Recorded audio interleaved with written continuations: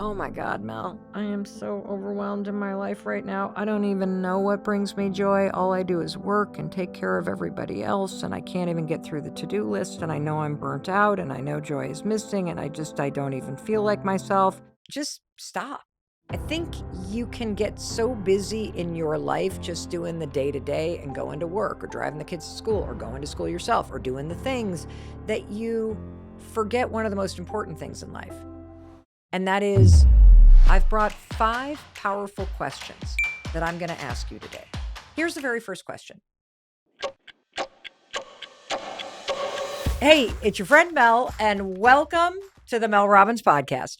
It's always such an honor to be together and to spend time with you. And if you're a new listener or you're here because somebody shared this episode with you, well, first of all, I just wanted to take a moment and personally welcome you to the Mel Robbins podcast family.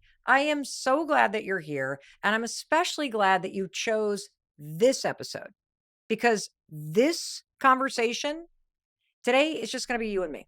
No experts, no in-depth interviews, just two friends hanging out and answering 5 powerful questions together. That's what I want to do. I want to do something simple. I want you and I to just hit pause. Pause on the chaos of life, the to-do lists, the bills, the emails, the kids, the headlines, the groceries, all of it. And instead, I just want to check in with you. I want to check in with myself. I was so excited to have this conversation with you that I woke up this morning. I did what I always do in terms of my fast and easy morning routine. And as soon as I was done taking my walk, I raced right up here. I'm still in my exercise clothes. I'm still like up with my exercise hair right now. If you're watching on YouTube, you can see it. I am straight from doing my morning routine because I just wanted to talk to you. There are 5 questions that I'm going to ask you today.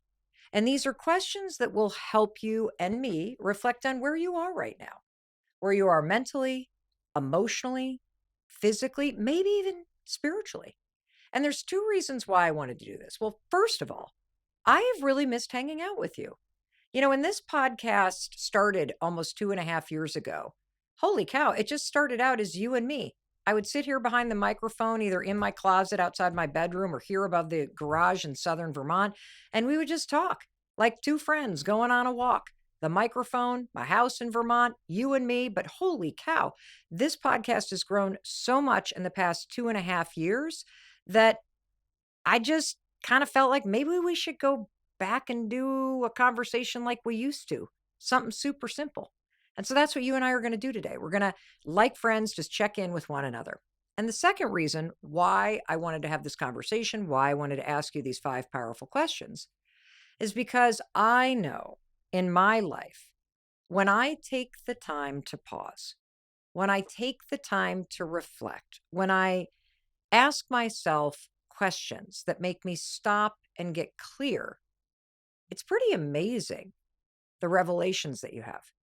It's pretty awesome how quickly, when you slow down, you can gain clarity.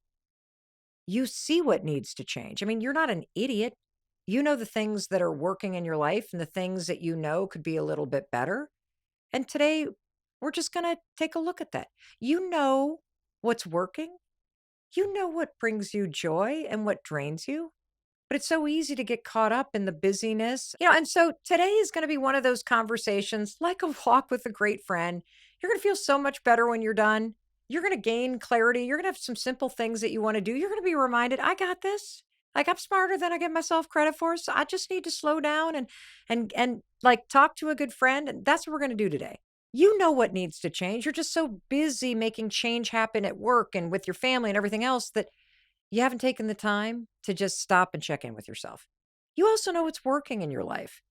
And I personally always need to be reminded that you got to focus more on what's working. And finally, you know what brings you joy and you know what drains you. But life has this crazy way of just hijacking you and taking you away from the simple things that bring a lot of joy in your life and instead just draining you. And today we're going to hit the pause button on that too because I really want you to realign with the life you want to be living. And these 5 questions are going to help you and me do that. So let's begin. Here's the very first question. How are you really doing right now? No, really. How are you actually? And before you blurt out the automatic, oh, I'm fine, Mel, just stop. Close your mouth. Take in a breath through your nose and just sit in silence with that question for a second. How are you really doing right now? I'll wait. Ask yourself again. Like, I find that I need to really ask this question a couple times because there are layers to my answer. The first answer for me, how are you doing really, Mel? Fine. Okay, I'm good. Okay, things are really good. Huh? No, no, no. Let's just sit in our body and the moment for a minute together and ask yourself again, how are you really? Are you overwhelmed? Content? Anxious? Excited? Frustrated? Restless? Peaceful? Are you anxious? Are you worried about things? Are you feeling good? Whatever it is, just name it. You don't have to fix it. You don't have to do anything. Just answer the question. Acknowledge it. Tell yourself the truth. How are you doing right now? So you might be wondering, Mel, why you asked me this question? Well, this question's really important. And it's important both from a common sense reason and also there's some research around why I want you and I to answer this question today. How are you doing? How are you feeling right now for real? And the common sense reason is because if you don't slow down and check in with yourself, you will always be running on autopilot. You will always be stressed out and you will always be disconnected from the deeper truth that is inside you. That's number one. And the second reason why I wanted to ask you this question is because I was reading this article in the New York Times. It was written by Dr. Lisa Damore. Now, Dr. Lisa, I'm not going to go on a big tangent. Don't worry. She is a clinical psychologist. Her work has had a huge impact on my relationship with my adult kids. And so I was reading this article. I'm like, oh, Dr. Lisa Damore wrote this article. And she was talking about how so many of us are overwhelmed by life, whether we are a teenager, a young adult, whether we're a parent, whether we're just somebody going through life. And I love what she had to say. She said, adolescents, just like adults, find relief from simply articulating their worries and concerns. You know, psychologists often say that most problems feel better when they're on the outside rather than on the inside. And this holds true whether the difficulties are big or small. And you're probably carrying a lot right now. And so, this question that you and I are asking ourselves, this first powerful question, how are you doing right now? It creates space for you to be able to get outside of your head and your body and to truly say the truth about how you're doing. And look, it doesn't matter what comes out because the fact is, most problems that you face in life, particularly the big ones, they may not be able to be solved. But here's the reason why this is important. Having a problem or feeling overwhelmed isn't nearly so bad as feeling utterly alone with the feeling or the problem that you're dealing with. And so that's why we're going to start here. We're going to start with the truth. How are you really doing right now? And I'm going to go first. So, the thing that I have been feeling right now is I actually feel very content. You know, I've been thinking a lot about this summer because I'm talking to you right now. It's the summer season here. I don't know what season you're listening in right now. It doesn't really matter because you can ask yourself these questions anytime you feel like asking them. And I feel very content. And that's a new word for me to use because normally I'm like crazy busy. I feel overwhelmed. I overcommit too much. I'm running a really big company. It takes a lot of work to get this podcast going, and I travel a lot from work. But about a year ago, I said, I'm going to try to stop traveling so much for work. If you look at the calendar, I haven't been exactly that great about it. But when I reflect on the last month, I have been trying to travel less. I have been home more. I have been able to put work down at 6 or 7 o'clock at night and take the evening. And in fact, I gave my entire company a week off. And instead of traveling, you know what I did? I just stayed home. It was amazing. I did a staycation. That's probably why I'm content. I didn't go anywhere. I didn't have to pack up the car or I didn't have to, do some big thing. I just was like, you know what I'm doing on this week off? I'm not doing anything. Because I don't know how you feel in the summer, but I feel like summer, like we look so forward to it coming, but then it becomes this huge race of trying to squeeze in as much as you can before the school year starts or before the weather turns colder, or before the summer is over. It's like, when you get on an elevator and the doors start to feel like they're closing, that's always how summer feels for me. But the interesting thing is because I had made this commitment this summer that I was not going to go a lot of places. I was really going to try to have this be a summer where I was home a lot because we had just finished the Let Them the tour. I had been doing a ton of travel and I just wanted to be home. And so I'm really content. And so this whole summer so far has just been about connection. It's been about rest. It's been about boundaries with work. It's been about not saying yes to more things, but just really being still and being content. And I got to say, I'm pretty proud of myself. It's kind of funny. My kids said to me the other day, they're like, my God, mom, you're so tan. And I thought to myself, well, I haven't laid out once. I haven't really tried to get tan. I've just been home. I've been working out in the yard. I've been taking the dogs for a walk every single day. I'm still lathering on the sunscreen, but I guess just being home and being content and having a little bit more time to be outside, just doing day to day things. It's not only made me feel a little bit better, but honestly, it's also made me tan, which is pretty cool. So, how about you?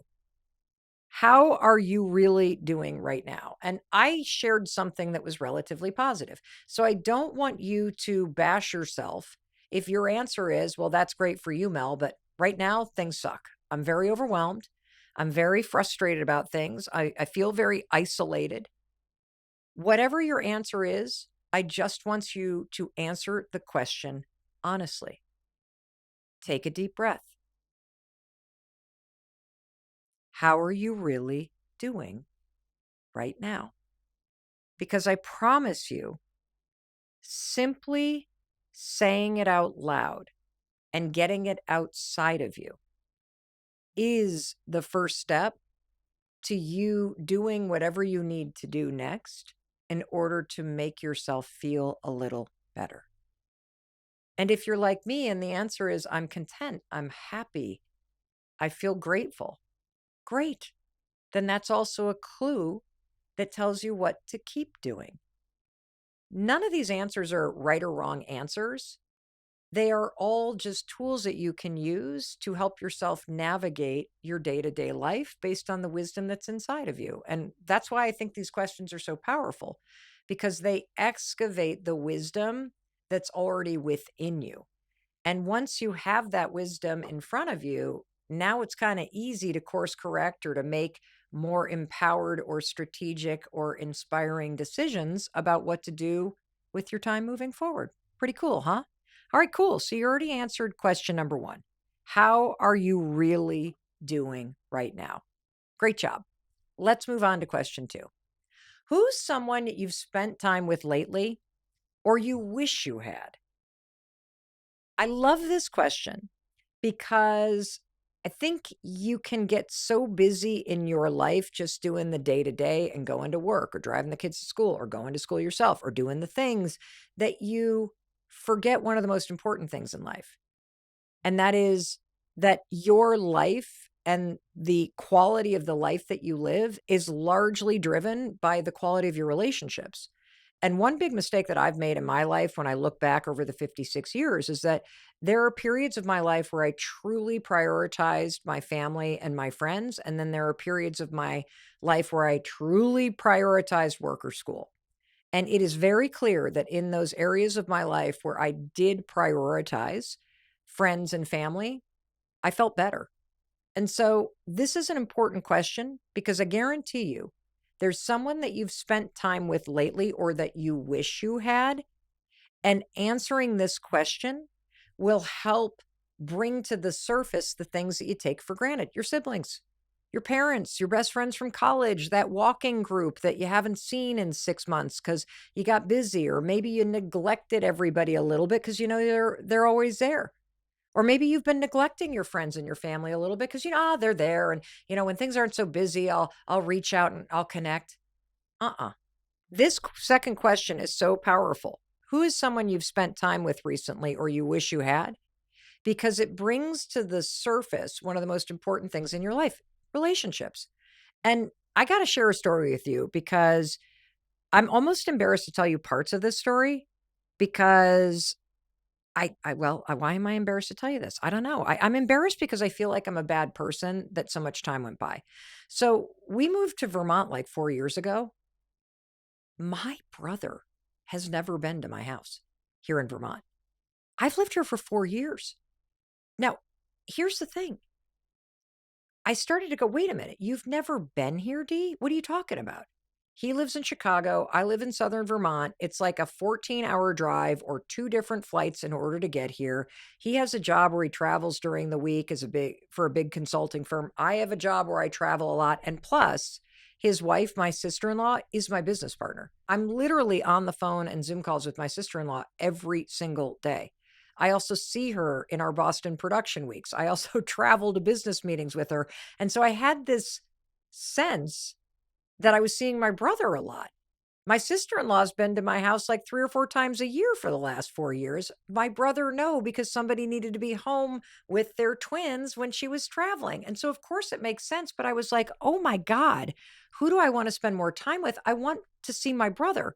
And of course, we see each other during the year, but we typically see each other at my parents' house in Michigan, or we'll see them at the place my parents rent in Florida, or we'll get together for sort of like a family gathering place at a different location. So we see each other 3 or 4 times a year. We've just never been here in Vermont.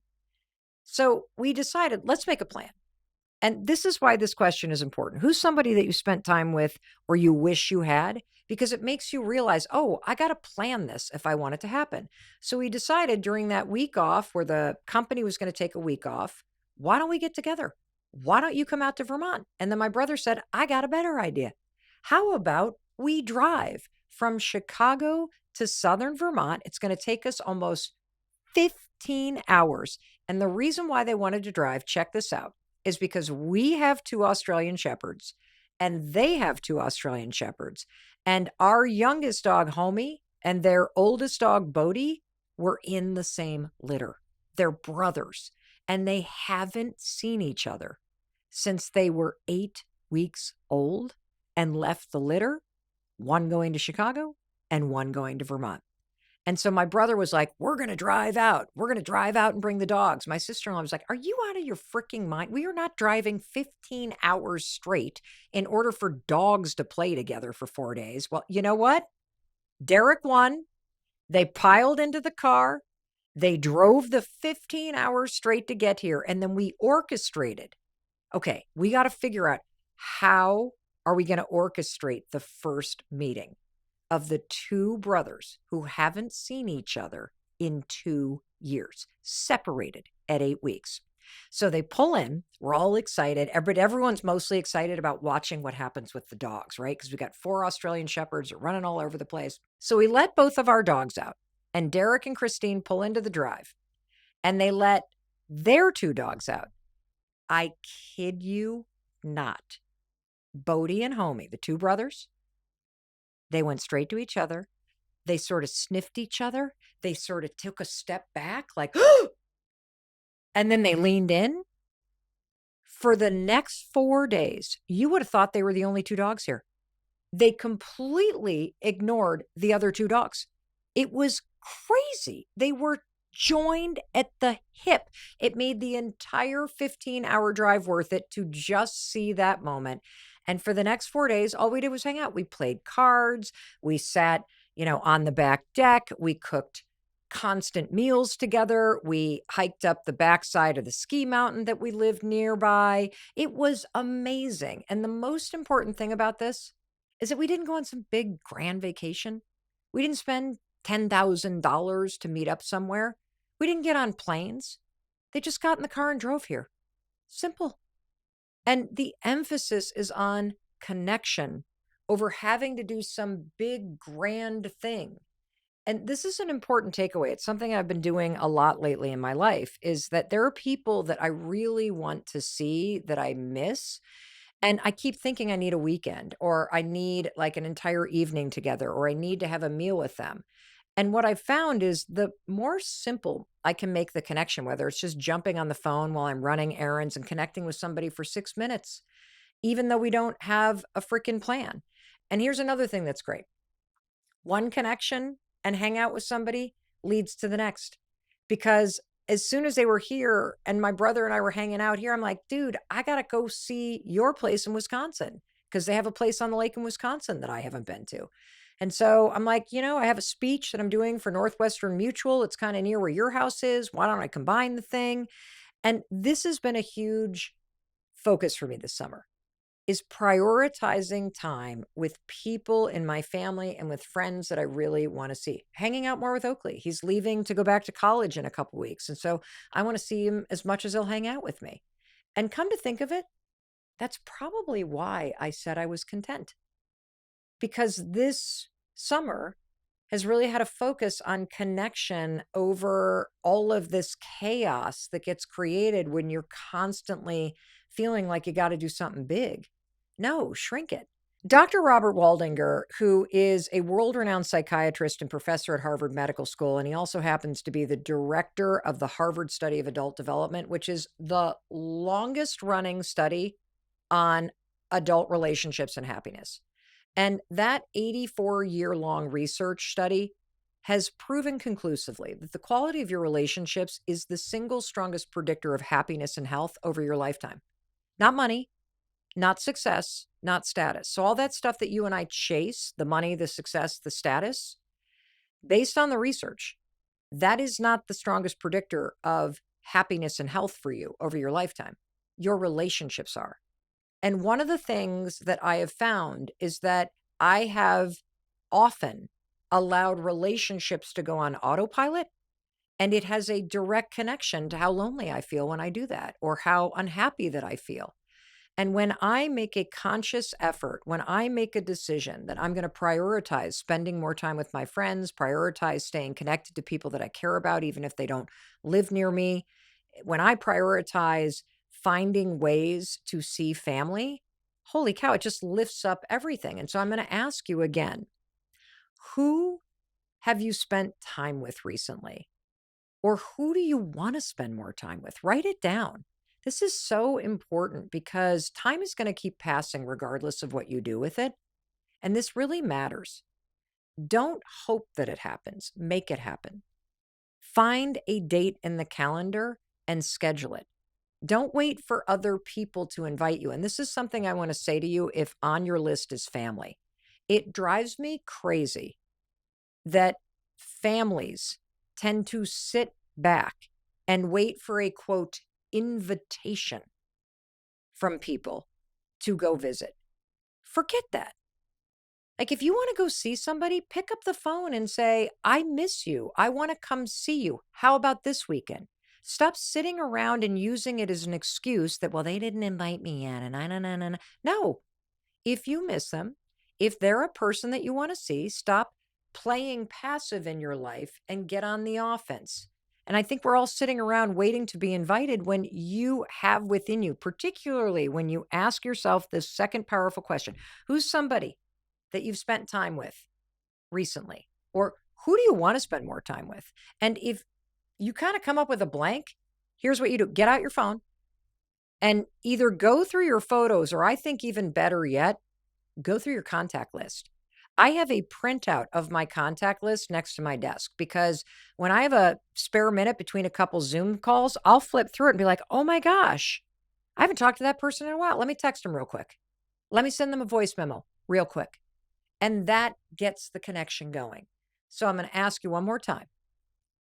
Who have you spent time with? And who do you want to spend more time with? It'll raise to the surface a direct line to lifting up your happiness and health. I kid you not. We've already covered question number 1. How are you doing right now? Question number 2. Who is somebody that you've spent time with recently or that you wish you had? And now we're ready to jump in to question number 3. What's something that you've done recently that has brought you joy? And how can you do more of it? Sometimes I don't know if you feel this way, but I feel like I get so focused on the big stuff. Like, okay, I got to make more money. I got to go for that promotion. I got to get into my dream school. I got to figure out how to save money so I can, renovate this or buy a better car or go on that vacation or build a house or whatever it might be. And I bet if you just stop and think, what's something you did recently that brought you joy? I bet there was something small. And it probably has nothing to do with something outside of you. It probably has something to do with just a little thing that you did. Well, for me, I've got so many examples of this. In fact, I'll tell you one first that happened last night. And then I'm going to tell you something that brings me a lot of joy that I try to infuse however I can in my life. But let me tell you what happened last night. So last night, I'm having a great day right now because all 3 of our adult kids are home. We have one that lives in Los Angeles, another one that lives in New York City, another one that, is in his sophomore year heading back to college. And so we're empty nesters. And, it is just so amazing to have everybody under the same roof. And so we all cooked dinner last night, had a great family meal together, sitting outside eating. The bugs weren't so bad. We play this game high low, which I absolutely love. You share the high of the day, you share the low of the day. It's a great little game. You just go around and it really helps you connect with people on something deeper than, oh, did you read this thing? What's going on? So had a lot of fun. And then all of a sudden our daughter said, okay, so I stopped by Walmart and I bought a game. We are psycho Harry Potter fans in our house. And she had bought the Harry Potter version of Monopoly. I didn't even know this game existed. So she breaks this thing out, and we are all arguing over which kind of one of the little figurines we're going to be and which house we want to be in. Of course, we've all taken the quiz that tells you what house you should be in. I am very proud to tell you I am Gryffindor. My daughter and my husband and my son are annoyed because they're Hufflepuff, and our other daughter is Slytherin. But I digress. So what happened with the game, because we started playing the game, is we had so much fun. And then we took it up a notch because we were just playing the game. And this is a tip. Games are always a lot of fun, whether it's cards or it's board games. Bet you had a lot of fun as a kid when you were doing that. So this is something you can bring back. We took it up a notch and we challenged each other to read the cards in the best Harry Potter voice that we could read them in. And then everybody was dying laughing at each one of us trying to what's it called? Imitate a character. And it turns out how do I sound? I sound like that guy, that house elf. What the heck's his name? Dobby. Dobby is what apparently my voice sounds like. But anyway, we were just howling, absolutely howling. And so that's brought me a lot of joy. Games, learning games, playing games, bringing games to people's houses. And so games, games, games. The second thing for me that brings me a lot of joy, gardening. That's why I'm so tan. I've been gardening a lot. I actually, this is how much of a freak I am. I actually enjoy having a big glass of ice water and walking around my house outside and deadheading flowers. And if you're not a gardener, that means like you pinch off all the dead flowers that have bloomed and then they're like, kind of like gross and ugly. Not just because it makes it look nicer, but when you pinch off the dead flowers, the plant flowers more. I find it so meditative. It's just a personal thing for me. And so I could spend hours outside in my garden. I could spend hours deadheading. I could spend hours. Oh, another thing that we did is that we have lupin in the field, and we pulled all of the seed pods off the lupin that have already flowered because they flower in the spring. And we pulled hundreds of them off the dead flowers. And then my daughter and her boyfriend and I, we sprinkled them all along the side of the driveway. And now I can't wait because next spring, when I drive up the driveway, I'm hoping that I'm going to see lupin that is sprouted close to the driveway instead of in the middle of the field because we did that. And so those are two simple things, games and gardening, both with G. I didn't even plan it that way. But those are two simple things that bring me a lot of joy. And joy doesn't have to happen by accident in your life. Joy is something that can happen on purpose. So ask yourself, what is something that you did recently that brought you joy? And how can you do more of it? How can you build it into your schedule so it happens more regularly? Here's an idea. I'll give you an example with gardening. So, if you're a new listener, you may not know that I have a very simple morning routine, but I wake up when the alarm rings, I roll out of bed, I make my bed, I then high five the mirror as I'm brushing my teeth. I drink water before coffee, and then I'm out the door for at least a 10-minute walk so I can get the, bright sunlight or the UV into my eyes and I can get my body moving, and I walk the dogs, and it's a quiet walk so that I'm just taken in nature. I love it. But when I'm done with the walk, you know what I do? I do a lap around the house. And I look at the plants coming up, and I look at the deadhead things that I might have missed it. And it's a way for me to incorporate something that brings me joy in 3 minutes flat.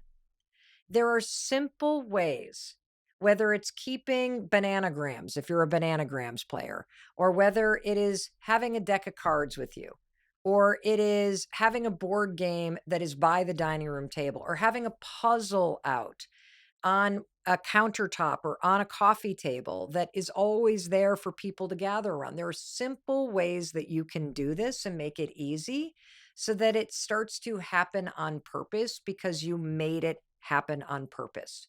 And if you're sitting there and you're like, oh my God, Mel, I am so overwhelmed in my life right now. I don't even know what brings me joy. All I do is work and take care of everybody else. And I can't even get through the to-do list. And I know I'm burnt out and I know joy is missing. And I don't even feel like myself.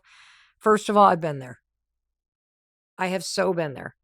And that's why this question is so important. There's a lot of research around those moments in life where you're burnt out or you're feeling the weight of depression, and how finding small moments of intentional joy. This research comes from Dr. Judith Joseph. She's been on the podcast a number of times, a remarkable psychiatrist and professor at NYU School of Medicine. Like, she's just remarkable, doing all this groundbreaking research around the impact that small moments of joy can have on even very difficult moments of depression, that it's a lifeline. And so if you're in that space, you're not alone. And this question really matters. What's something you did recently that brought you joy, and how can you do more of it? And if you go, I haven't done anything that's brought me joy, I don't even know what brings me joy anymore. No problem. Let's work with what you got. I want you to take out your phone and look through your camera roll and ask yourself as you're looking through your camera roll. And, there have been periods of my life where I have been so burnt out and had so much stress and pressure on my shoulders that it was years, several years of scrolling back through my photos to find a photo where I could stop and go, oh, that's what I looked like when I was content and happy. Oh, wow, when I was running road races with my girlfriends. Oh, wow, when I was in that book club. Oh, wow, when I was singing in the church choir. Oh, wow, when I was meditating every day.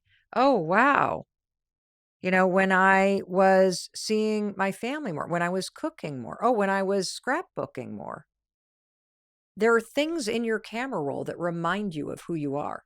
There are things that might even make you jealous of yourself. Imagine that. You can be jealous of a former version of yourself, a version of you that made time for things that brought you joy, a version of you that prioritized time with friends instead of constantly working every night into the late hours of the night, a version of you that was volunteering or doing creative things or spending more time on the weekends car camping or whatever it is for you.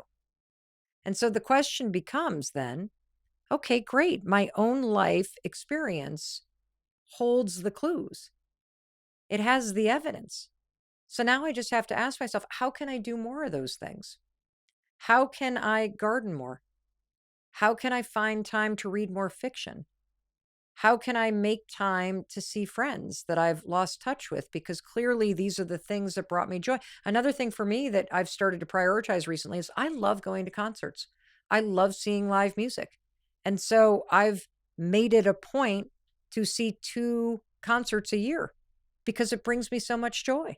And look, I get it. Concerts are expensive, and that's why I don't go to hundreds of them, but they bring me so much joy. And if you know you want to go to a concert, here's a great tip. If you know you're going to go, you can typically get great seats and really cheap tickets day of. Honest to God, because all the resellers have bought them all up and now it's a fire sale. And so we just are like, I know we don't have tickets. We're just going to wait till day of. We're going to drive to the place and we're going to go. And so the main point about this question is joy matters. Here's what I think we get wrong about joy.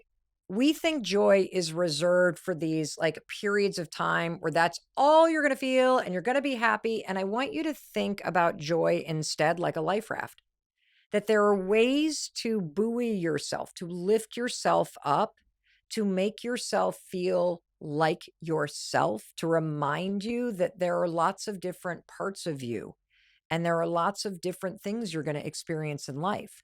And if you can create room for small moments of joy, things that make you laugh, things that just make you come alive, and if you can figure out how to do a little bit more of that every week, heck, even just the 3-minute loop looking for the plants and then deadheading, that's just time for me. It doesn't have to make sense to anybody else. I do it because I enjoy it. And when you start to do that for yourself and you start to find moments for that, it could just be that you have a favorite chair. You know how much joy I get? I have this Adirondack chair that is under this covered area in our porch. It's just a, plain old wood Adirondack chair, nothing fancy about it. I just love sitting in that thing. I love sitting in that thing because it's got these like really wide arms. And, you can put your arms on there. You can set a coffee cup or a wine glass or, anything on there and it's real steady.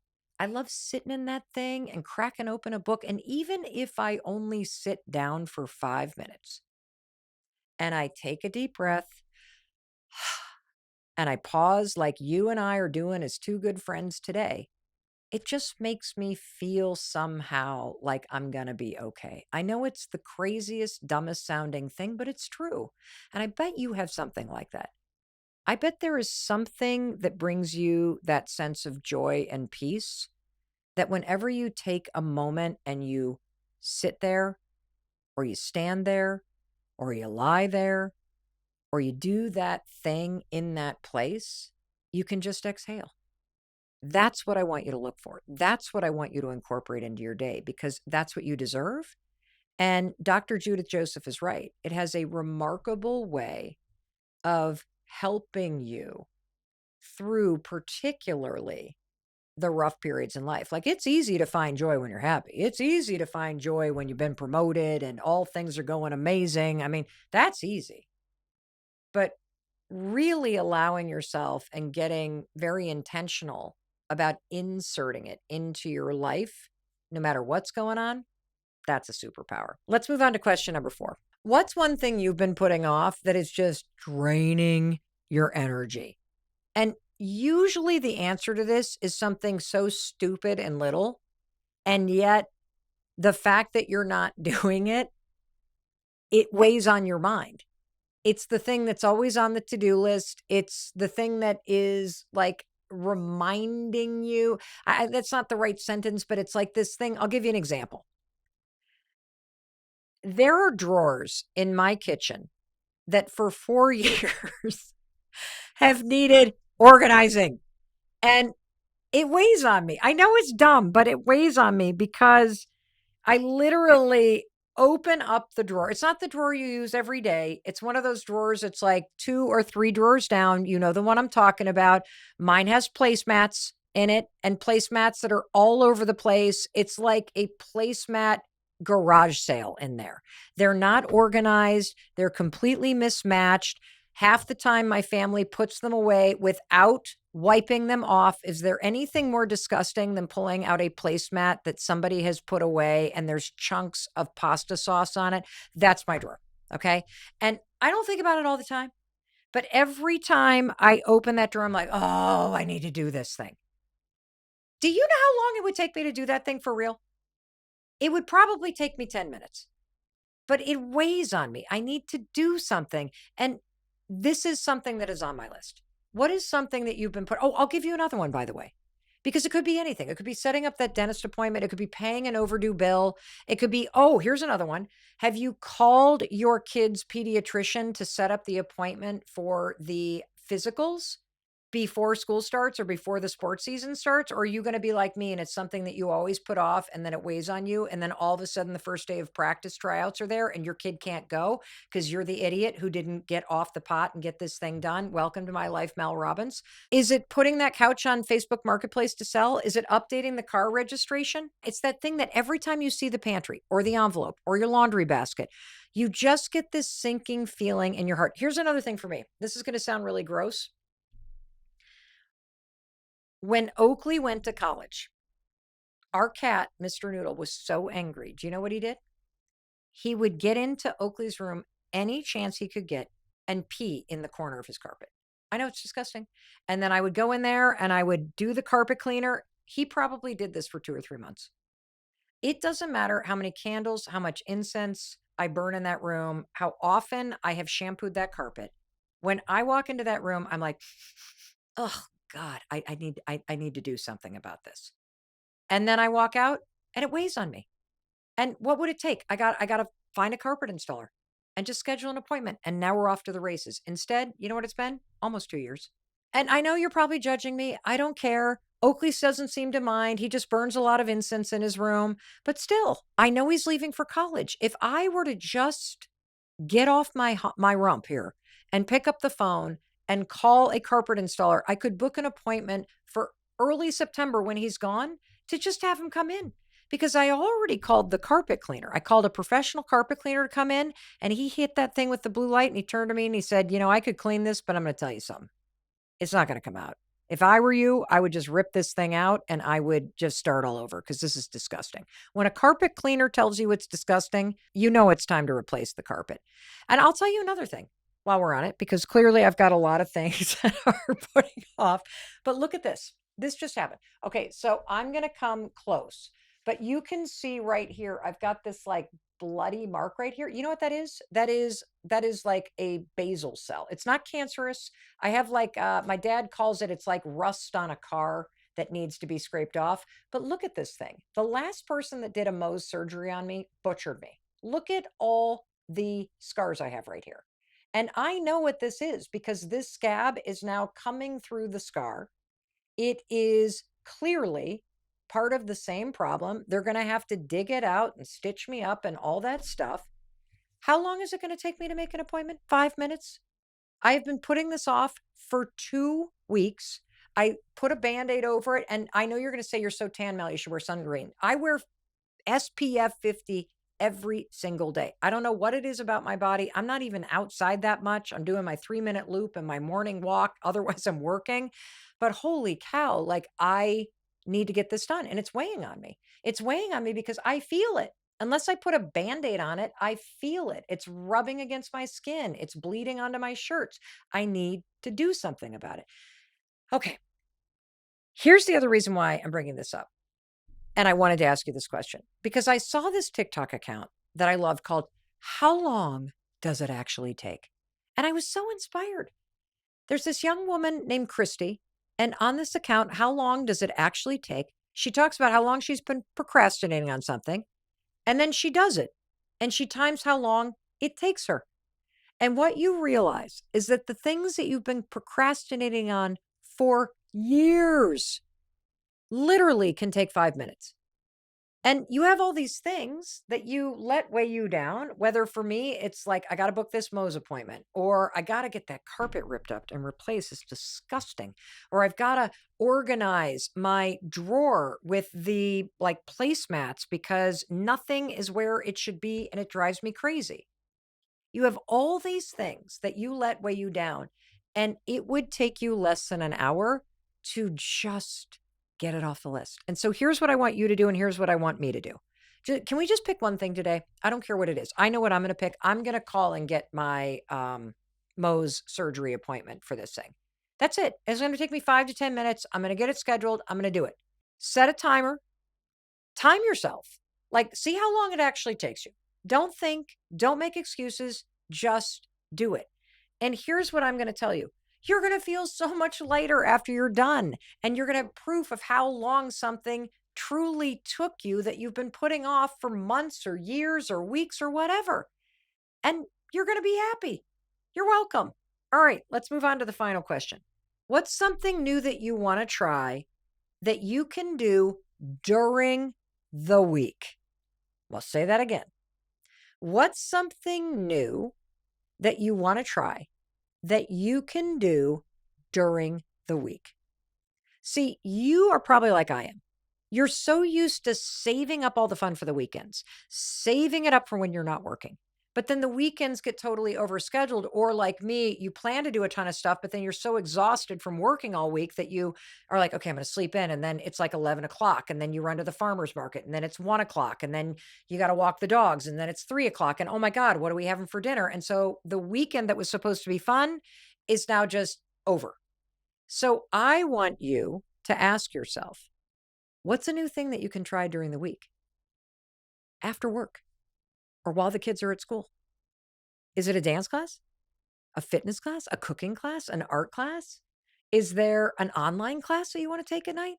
And bonus points if you bring a friend or you make a friend while you're there, and extra bonus points if it's something that you think you're really bad at. Like, let's say you've always wanted to paint. You used to love to paint when you were little. You've been drawn toward painting classes or pottery classes, but you're like, oh my God, I'm such a beginner. This is going to be such a cringy thing. No, no, no, no. Bonus points if you think you're really bad at it. And here's for me, it's kind of hard for me to even think of something during the week. And so here's what I want you to do. If you are listening right now on Spotify or you're watching on YouTube, go right to the comments and I want you to put your ideas in there. If you're on Apple, the way that we can crowdsource things there is go to the reviews and like leave a review about this episode, but also please give us an idea. What's something cool you could do during the week? And one of the reasons why I love this is that there's a lot of study about productivity. If you give yourself something to do during the work week, it means you have a reason to leave work. Have you ever noticed it's just so easy to stay at your desk whether you're working at home or you're working at work? Have you ever noticed how easy it is to go back to your laptop if you've got nothing going on tonight? It's so awesome when you've got something you need to go do, the class that you signed up for, the lecture that you're going to at the local library, the volunteer day at, the house of worship that you go to, the thing that you're going to do in your neighborhood. And here's the other reason why this is important and why trying something new is important. Studies show that learning a new skill grows your brain and helps you age better. In fact, in one study, check this out. At Oxford University, researchers had half of the participants in this study take a juggling class for 6 weeks. The other half didn't do anything. The people who took the class around juggling changed their brain. They changed the visual and spatial parts of their brain. These are the parts that you use for juggling. And so in the study, they became thicker because they were learning a new skill. How cool is that? So don't just sit there and rot. Don't sit there and work all the time. Find something to do during the weekend. I'm going to tell you what I'm going to do. There's a new studio that opened up that offers like bar classes and yoga classes. And I've done some of those classes, but they also offer hip hop dance classes at night. 5:30. And I have not signed up because I've been like, 5:30. I don't know if I could get there by time for 5:30. Wait, Mel, knock it off. just start working a half an hour earlier. You can get there at 5:30. You can make a plane flight at 5:30. You can get to a hip hop dance thing. Here's the thing. I have never taken a hip hop dance class. I am super dyslexic. I am terrible at choreography. I am the person in one of those lines at a wedding, where everybody's doing what do they call it? Like a line dance where everybody's doing the same. I am the person that turns in the wrong direction. I'm the person that has the left foot when everybody has the right foot. So I'm bad at this, but I've always wanted to be a great dancer. I've always wanted to learn shuffle dancing. And so that's what I'm going to commit to. Tell me in the comments or tell me in the reviews, what are you going to commit to? Because we all need a reason to stop working. We all need a reason to get out of our houses. We all need a reason and a place and opportunities to learn new things and to try new things. And so, as your friend, let's do it together. Got it? Good. All righty. So, let me ask you those 5 questions one last time. Number 1, how are you really doing right now? I'll tell you something. Even just talking to you, I feel better. I'm feeling a little better. And I also feel, since we've answered these questions together, I have a sense of clarity. We were talking about clarity at the very beginning of our conversation today. I feel clearer, don't you? I feel empowered. I feel excited. I feel like I know there are some simple things that I can do that are going to lift me up and bring me a little bit more joy. They're going to remove the burden that I feel, things that I've been avoiding doing that I could probably just knock off the list. And I'm excited. I'm excited about some of this stuff. I hope you are too. So, how you really doing right now? Question number 2, who's somebody that you've spent time with this summer or you wish you had? I shared the story about our big dog reunion and the 15-hour road trip. Who is it that you'd like to go road trip and see? Who's a friend that you miss? Who is somebody that you want to see or wish you'd spend more time with? Great. Send them this episode and send it with a note like, hey, question number 2, you are the person who came to mind. As soon as you're done listening to this, let's get on the phone and let's make a plan and set a date in the calendar. Or at least let's just spend 10 minutes on the phone catching up because I miss you and I want to see you. And one thing that you and I've talked about, we're going to stop sitting around hoping it happens by accident and we're going to make it happen on purpose. And that's where you come in. All right. Question number 3, what's something you did recently that brought you joy? And how could you do more of it? I talked about games and games being a big thing for our family that brings me a lot of joy. I also talked about gardening. It doesn't have to make any sense to you whatsoever. I also shared with you that I just enjoy sitting in this Adirondack chair and just having 5 minutes to myself, whether I'm enjoying a cup of coffee or I'm reading a couple pages in my book or I'm just taking in the view for a minute. Question 4, what's something you've been putting off that's draining your energy? All right, I've already confessed about my disgusting carpet and my placemat drawer with the chunky tomato sauce. And I've shown you the cancerous thing on my chest. Well, it's not you know what I mean. It's not life-threatening, but I need to get it off my chest. Those are things that are draining me. One by one, I can knock them off. What's something that you've been putting off that's draining your energy that's going to take you less than an hour to get done? Just get it done. Free yourself of that burden. Doesn't that feel better? Of course it does. Question number 5. What's something new that you've been wanting to try that you can do during the week? That's a fun invitation, isn't it? And bonus points if you do it with a friend, and double the bonus points if it's something that you know you're going to be bad at, just like I'm going to be horrible at this hip hop dancing class. But you know what? Let them judge me because I'm going to let me do it anyway. Sometimes you and I forget how powerful a simple question can be. Not because it gives you the answer right away, but because questions force you to stop. They force you to check in. They force you to get honest with yourself. And that's what our conversation was all about today. Just you and me, taking a moment out of the chaos of life to slow down, to reflect, and to remember. There are so many little things in your life that bring you so much joy. And those 5 questions, they're not just for today. These are a tool for you, a free tool that you can come back to over and over and over again. In fact, this is a great episode to bookmark because whenever you feel like you're a little off or life's really hard or you can't remember the last time that you laughed or you're feeling really lonely, come back and listen to this because it will give you the permission to pause, and it will give you these 5 powerful questions that help you reset where you're at and illuminate the path forward. And here's one more important thing. There is no right answer to these questions, period. In fact, when I asked them the first time, your answers may be different than when I recapped them just now. Mine kind of shifted a little bit. How I felt a little better after answering these questions. I also thought of more things that I could do that could bring me joy. And I think you're going to find the same thing too. Because just by asking them, you get yourself closer to your right answer. And that's how you know that they are the right answers, because they're the right answers for you. They don't have to make sense to me. They don't have to make sense to anybody else. These questions are questions that reveal the truth for you. It'll make sense to you immediately. And then all you got to do is lean into it.